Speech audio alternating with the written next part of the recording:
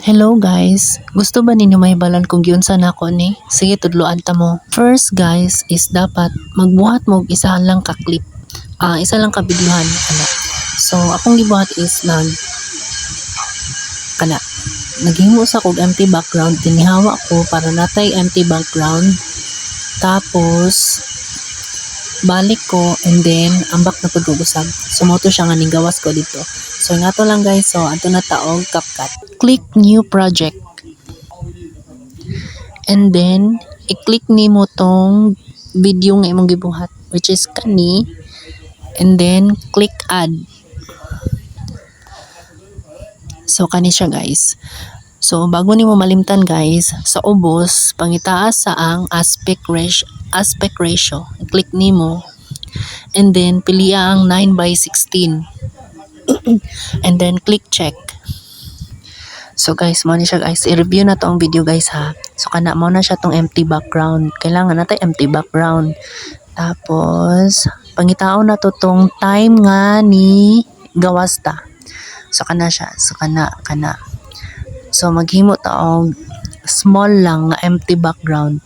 So kana gamay lang. So kana okay na siya kani. So click ni mong video. And then sa baba pangitaa ang split. Asa na to si split? Wait lang. Ayun to na di ay. Click split.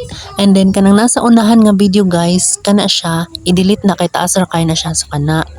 And then review na to ang video. So pangitao na to tong time nga niambak ta, nidikit ta sa bongbong.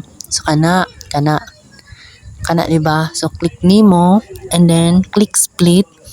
Tapos pangitao na po nato tong atong empty background. So kani siya. Kana siya. So click, pag nakita na nimo, click ang split. And then kani siyang nasa tunga nga clip guys, di man nato na siya kailangan. So click na siya, then sa baba pangita ang delete and then review. Pangitaon na po nato tong time nga nigawas ta guys, nga which is nagatik-atik ta nga nigawas. So kana. So time nga niambak ta kana siya. So click na po nimong video sa baba, click split. So mangita tag empty background. So kani nga nilang siya kamubo guys. Nga nilang kamubo. Click, then split, and then kana siya, di nato na siya kailangan, click delete. So review na to guys ha. Dara. Then tapos that. Okay. So nakita ninyo ng mga box guys, kanang box kani sa formero guys, i-click nato na. And then pangitao na to sa baba ang mix. Dara. Click mix. And then so kana siya. So mo to siya, di ba? Mura ka og naglahong parang bula. So i-click nimo ang check, and then sa isa pod is kani click nimo, and then gamiton lang gyapon nimo ang mix. Kana siya. So review na to guys ha. Yan. Di ba? Tapos ganyan di ba? Wow, magic, mura kag nigawas sa laing dimension.